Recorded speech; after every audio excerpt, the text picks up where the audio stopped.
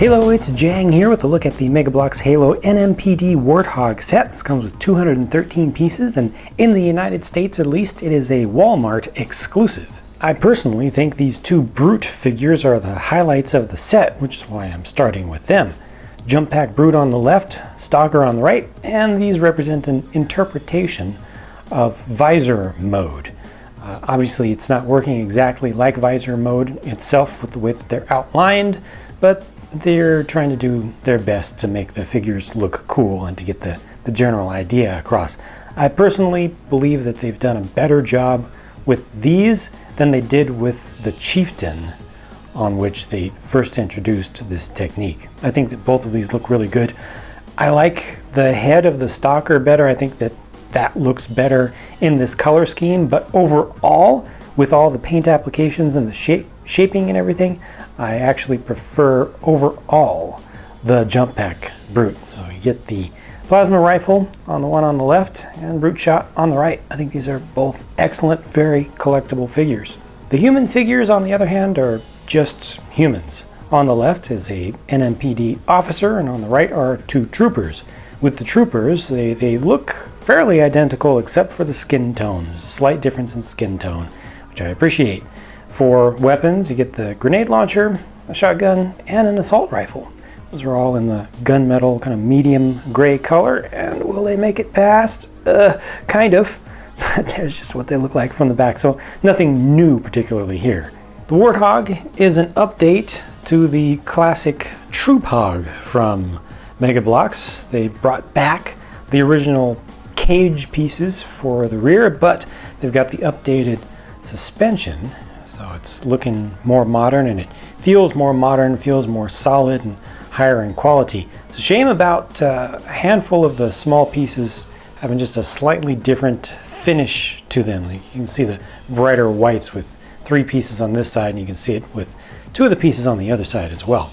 On the good side of things, as far as finish is concerned, no stickers. Once again, no stickers. You got the whole diamond plating in the back. No sticker there, that's printed. And all the little things that you see on here, small little details are printed on. And you don't have to worry about lining stuff up. You don't have to worry about things peeling off over time. Even the little center console there is actually a printed piece. The old cage system works great with the new articulated figures who are able to rotate their arms right at the elbow to get a nice hold on the handholds that they put down the center of there. Just works really well and allows them to bend back and get some pretty realistic standing poses there. You can make them sit down, but they're not going to really hold on very well. I guess they can kind of reach forward while facing towards the center. Would have been nice if you could get more figures to fit on there, but that's not going to happen in this scale. I think that this is just fine. Allowing 2 on the back who are attacking. You can also put 1 in the passenger seat, in the regular passenger compartment. I think that it looks good when you put the figures in there. I'm glad that we get this number of figures in the set to allow you to do this. If you're not familiar with this old cage setup, you can turn down the sides as well, just as an extra little way to get in there for loading and unloading, rather than making them have to come up through the back kind of tailgate area, which is pretty much open. And as for the new suspension that I mentioned, well, it's not going to allow the tires to just fall down to the ground and be all sloppy like the old ones were.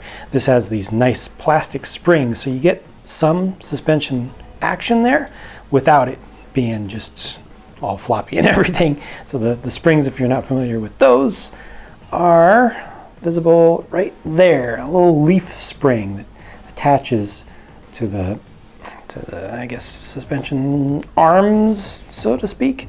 So you get the kind of realistic design down here overall, but still works out pretty well. It only adds on just that 1 piece on either side. And the proportions, I think, work well with the combination of new and old pieces, and it looks good, feels good. Simply put, I think if you are a New Mombasa fan in general, you should get this set. It has good figures all around, and that Warthog is very worthy. For the younger kids, it has good play value, and I think it's very collectible and looks good on display. Let me know what you think about the set by leaving your thoughts in the comments down below. Be sure to check out the video description for answers to all the most frequently asked viewer questions. They're right there. Thank you for watching. I'll talk to you again very soon.